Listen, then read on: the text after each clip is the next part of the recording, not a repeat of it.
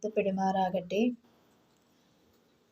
ഈ ചാനലിലൂടെ വചനം കേൾക്കുകയും പ്രാർത്ഥന ആവശ്യപ്പെടുകയും കമൻസ് ഇട്ട് പ്രാർത്ഥന ആവശ്യപ്പെടുകയും ഒക്കെ ചെയ്ത എല്ലാവരെയും സമർപ്പിച്ച് ഒരു നിമിഷം നമുക്ക് അവരുടെ ആവശ്യങ്ങളെയൊക്കെ സമർപ്പിച്ച്, കർത്താവേ, അങ്ങയുടെ സന്നിധിയിൽ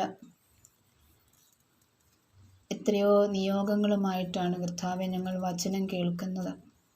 കർത്താവെ, ആ നിയോഗങ്ങൾക്കൊക്കെയും കർത്താവെ അങ്ങ് ഉത്തരമരുളണമേ എന്ന് പ്രാർത്ഥിക്കുന്നു.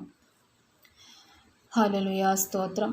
കർത്താവെ, പലതരത്തിലുള്ള ആവശ്യങ്ങൾ, ഭവനം പണിയാനായിട്ടുള്ള ആഗ്രഹം, കുഞ്ഞുങ്ങളില്ലാത്തതിൻ്റെ വേദനയാൽ ഭാരപ്പെടുന്നവർ, പഠന കാര്യങ്ങളിൽ കുഞ്ഞുങ്ങൾക്ക് വേണ്ടത്ര വിജയം ലഭിക്കാതിരിക്കുക, സാമ്പത്തികമായ ബുദ്ധിമുട്ടുകൾ, കടബാധ്യതകൾ, ജോലിയില്ലാതെ വിഷമിക്കുന്ന അവസ്ഥകൾ, നല്ലൊരു ജോലി ആഗ്രഹിച്ചിട്ടും അത് ലഭിക്കാതിരിക്കുന്നത്, അതുപോലെ തന്നെയും കുടുംബത്തിലൊക്കെയും സമാധാനമില്ലാതെ, പ്രാർത്ഥനയില്ലാതെ, ദൈവത്തെ മറന്ന് അല്ലെങ്കിൽ പ്രാർത്ഥിക്കേണ്ടതിൻ്റെ ആവശ്യമില്ല എന്ന് കരുതി ജീവിക്കുന്ന കുടുംബങ്ങൾ, ഇങ്ങനെ പലവിധമായ ഭാരത്താലും പ്രയാസത്താലും വചനം കേൾക്കുന്ന അനേകായിരങ്ങളെ സമർപ്പിക്കുന്നു.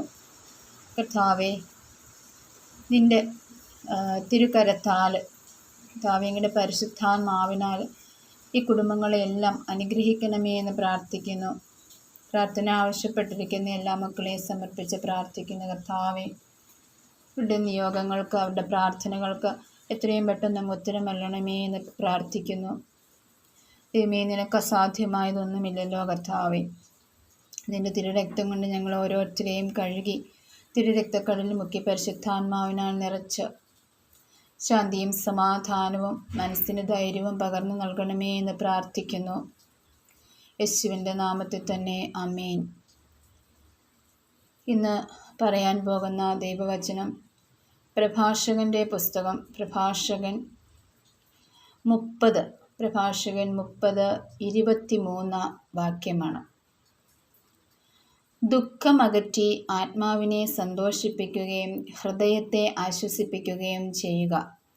ദുഃഖം അനേകരെ നശിപ്പിച്ചിട്ടുണ്ട്, അത് നിഷ്പ്രയോജനമാണ്. 21 വാക്യത്തിൽ പറയുന്നു, നീ അമിതമായി ദുഃഖിക്കുകയോ നിന്നെ തന്നെ മനഃപൂർവ്വം പീഡിപ്പിക്കുകയോ അരുത്. ഹൃദയാനന്ദം ഒരുവൻ്റെ ജീവന്, സന്തോഷം അവൻ്റെ ആയുസ്സുമാണ്. അമിതമായി ദുഃഖിക്കുകയോ നിന്നെ തന്നെ മനഃപൂർവ്വം പീഡിപ്പിക്കുകയോ അരുത്. ഹൃദയാനന്ദം ഒരുവൻ്റെ ജീവനും സന്തോഷം അവൻ്റെ ആയുസ്സുമാണ്. ഹൃദയത്തിൽ ആനന്ദമുണ്ടാകുമ്പോൾ ഒരുവൻ്റെ ജീവൻ, സന്തോഷം അവൻ്റെ ആയുസ്സാണ്. ദുഃഖമകറ്റി ആത്മാവിനെ സന്തോഷിപ്പിക്കുകയും ഹൃദയത്തെ ആശ്വസിപ്പിക്കുകയും ചെയ്യുക. ദുഃഖം അനേകരെ നശിപ്പിച്ചിട്ടുണ്ട്, അത് നിഷ്പ്രയോജനമാണ്.